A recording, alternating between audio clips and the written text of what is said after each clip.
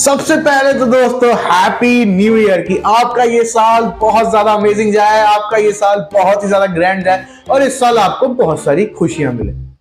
तो चलिए आगे अब बात करते हैं कि वीडियो में हम किस वेब सीरीज के बारे में आगे बात करने वाले हैं। तो हम बात करने वाले हैं उस वेब सीरीज के बारे में जिसके अंदर एक ऐसे चोर की कहानी दिखाई जाती है जो चोरी चीजों की ही नहीं करता बल्कि आपके दिल की भी कर लेता है। एक ऐसा चोर जिसको खुश देख के हमें खुशी होती है, जिसे दुखी देख के हमें खुद को दुख होने लग जाता है, और ऐसा चोर जिसके 8 घंटे मतलब पर एपिसोड 1 घंटे का है तो हमने 8 घंटे दे दिए एक रात के अंदर और उसके बाद भी हमें नींद नहीं आ रही और एक साथ निपटा दिए।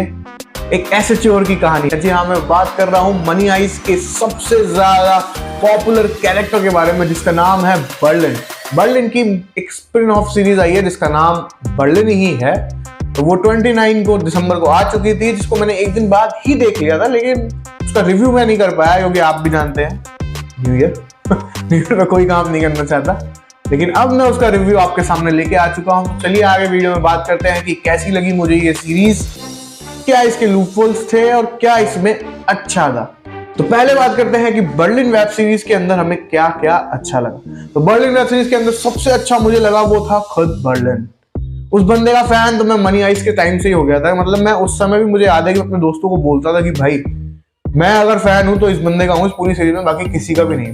तो इन्होंने इस चीज को इस वेब सीरीज में भी कैरी फॉरवर्ड कराया कि बर्लिन का कैरेक्टर पे इतना अच्छे तरीके से काम किया गया कि उसकी खुश हो रहा है तो अपन खुश हो रहे हैं, वो दुखी हो रहा है तो अपन दुखी हो रहे हैं। उसका वो लोनलीनेस हमको फील होती है कि नहीं यार ये बंदा सही बोल रहा है। हालांकि वो चोर है लेकिन वेब सीरीज वाले ये दिखाने में बिल्कुल सफल हुए हैं कि भाई हम उससे प्यार करना चाहते हैं उस कैरेक्टर से। इसका नाम है बर्लिन। उस बंदे ने इतने अच्छे तरीके से उस रोल को प्ले कराया है मनी हाइस्ट के टाइम से लेके अब तक कि भाई वो हमारा फेवरेट कैरेक्टर है और रहेगा। जिस तरीके से वो बात करता है, जिस तरीके से उसका चोरी करने का स्टाइल है, कहीं ना कहीं वो हमें बहुत कूल लगता है। कहीं ना कहीं वो हमें इतना चार्म वाला लगता है कि भाई ये बंदा बहुत चार्मर है। मतलब ये बंदा, इस बंदे से ज्यादा चार्म वाला बंदा पूरी इस हाइस्ट में कोई नहीं था और ना इस हाइस्ट में। और इस हाइस्ट में तो बल्कि ये मेन कैरेक्टर और है। तो आप सोच सकते हैं कि किस तरीके से इसके कैरेक्टर पे फोकस किया गया होगा, किस तरीके से इसकी स्टोरी पे फोकस किया होगा, किस तरीके से इस पे ऐसे ध्यान दिया गया होगा कि यार इस बंदे के इमोशंस को दिखाओ, इस बंदे की खुशी को दिखाओ, इस बंदे की स्टोरी को बताओ, ये बंदा इस समय इस सिचुएशन में क्या करने वाला है वो चीज दिखाओ। तो ये मुझे सबसे अच्छा लगा बर्लिन वेब सीरीज के अंदर कि बर्लिन का कैरेक्टर उन्होंने बहुत अच्छा शोकेस करा। उसका प्यार, उसका इमोशन, उसका सुख, उसका दुख, सब कुछ अच्छे तरीके से दिखाया। दूसरी सबसे अच्छी चीज लगी मुझे इस वेब सीरीज के बारे में कि ये वेब सीरीज कहीं पे भी जाके स्लो नहीं होती है। कि आपको ऐसा नहीं लगता कि यार बहुत स्लो कर दी इन्होंने, कि कुछ चीजें बहुत कुछ ज्यादा ही शोकेस करने की कोशिश कर दी, बहुत ज्यादा लंबा खींच दिया इस पार्ट को। नहीं, ये वेब सीरीज बहुत ही अच्छे पेस से चलती है और बहुत ही फटाफट चीजें निकल जाती है। आपको पता भी नहीं चलता कि क्योंकि 45 मिनट के लंबे एपिसोड है, वो भी 8, लेकिन वो फटफट निकल जाते हैं। और अब मैंने तो बता रहा हूँ, मुझे खुद ने मैंने एक दिन में कंप्लीट कर लिया, लेकिन अमेजिंग बहुत ज्यादा, और टाइम का पता भी नहीं चला कि कब कंप्लीट हो गई। तो मैं इतना खो गया बिकॉज बर्लिन आप जानते हैं किस तरह का कैरेक्टर है। तो वही कि ये सीरीज कहीं पे भी स्लो नहीं होती है, अच्छा खासा पेस पकड़ के रखती है और जल्दी से जल्दी एंड तक जाती है। तो ये दूसरी सबसे अच्छी चीज लगी इस वेब सीरीज के बारे में।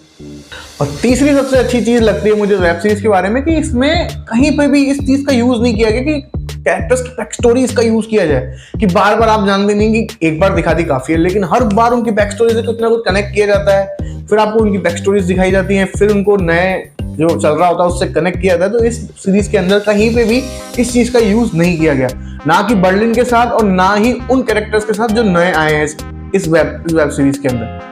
तो ये सीरीज कहीं पे भी ये चीज नहीं करती हुई दिखती है कि बैक स्टोरीज बार बार लाई जा रही है। हमेशा आपको नई चीज के साथ ही इंगेज करके रखती है। जो उधर चल रहा होता है मेन उसी चीज पे ही, आप जिस हाइस्ट चल रही है उस चीज पर रोक कर रखता है, ना कि उन्होंने जो कोई पहले कभी हाइस्ट करी हो उसी चीज से कनेक्ट करा जाता है, बिल्कुल नहीं। तो ये चीज तीसरे नंबर पर सबसे ज्यादा मुझे अच्छी लगी। और स्पेशल मेंशन करना चाहूंगा कि मुझे और चीजें क्या अच्छी लगी इस वेब सीरीज के अंदर। तो एक स्पेशल मेंशन देना चाहूंगा मैं उन नए कैरेक्टर्स को जो इस वेब सीरीज में नए आए हैं, जिसमें से जो मेरे सबसे फेवरेट रहे वो थे कैमरन और एक था ब्रूस और रॉय।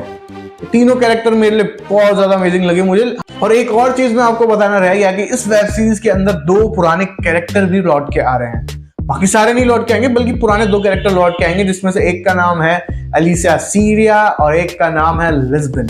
ये दोनों कैरेक्टर वापस लौट के आते हैं और जब ये सीरीज के अंदर एंट्री मारते हैं तो सीरीज और भी ज्यादा फास्ट हो जाती है और आपको मजा आना शुरू हो जाता है। जो टेंशन अब तक आप मिस कर रहे थे ना इस वेब सीरीज के अंदर 2-4 एपिसोडों में आप मिस करोगे, 4-5 एपिसोड में, लेकिन जब वो आ जाएंगे वो भाई वेब सीरीज के अंदर आपको मजा और आना शुरू हो जाएगा, टेंशन महसूस होना शुरू हो जाएगी।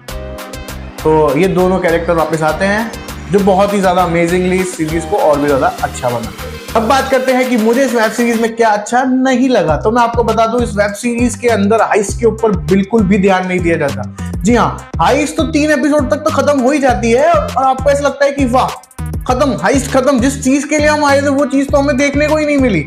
तो हाइस्ट तो ये तीसरे एपिसोड में ही खत्म कर देते हैं ना, हाइस्ट के ऊपर बिल्कुल ज्यादा ध्यान नहीं दिया जाता। आप जो सोच के बैठे हो ना मनी हाइस्ट के अंदर जिस तरीके से हाइस्ट दिखाई जाती है, जिस तरीके से आपको ऐसे उलझाया जाता है, वो इस चीज के अंदर नहीं है। हाइस्ट का सारा क्रेज इन्होंने खत्म कर दिया है इस वेब सीरीज के अंदर। और दूसरी जो चीज मुझे सबसे ज्यादा खलती है इस वेब सीरीज के अंदर वो ये है कि इसके अंदर बहुत सारे वो जो टेंशन वाली सिचुएशन नहीं होती थी, बहुत सारे प्लॉट ट्विस्ट होते थे, वो इस वेब सीरीज के अंदर बिल्कुल ही गायब नजर आते हैं। आपको कहीं पे भी बहुत ज्यादा टेंशन महसूस नहीं होती कि अब क्या होने वाला है, अब आगे क्या होगा, अब ये लोग क्या करेंगे, ऐसा कुछ भी नहीं है। बहुत सी चीजें प्रेडिक्टेबल है, आप खुद ही प्रेडिक्ट कर लेंगे कि अब ये होने वाला है।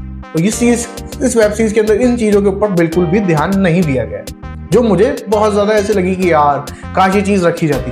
तो अगर आप ये सोच के चल रहे हैं कि इसके अंदर हाइस्ट होगी, इसके अंदर बहुत सारे प्लॉट ट्विस्ट होंगे, तो मैं आपको बता दूं कि वो चीज इसके अंदर नहीं है। इसके अंदर सबसे ज्यादा ध्यान से इसी चीज पे दिया गया है कि बर्लिन के ऊपर, बर्लिन की स्टोरी दिखाई गई है, बर्लिन कैसे रिएक्ट करता है वो बताया गया है, बर्लिन खुश कैसे होता है, बर्लिन दुखी क्यों है, इस चीज को ज्यादा ध्यान में रख के बताया गया है। अगर अभी तक आप मेरी वीडियो देख रहे हैं तो प्लीज मेरे चैनल को सब्सक्राइब कीजिए, मेरी वीडियो को लाइक कीजिए, मेरी वीडियो को कमेंट कीजिए और मेरी वीडियो को शेयर भी कीजिए। आगे ऐसे और भी सारे रिव्यूज के अंदर मिलते रहेंगे, तब तक के लिए दोस्तों गुड बाय।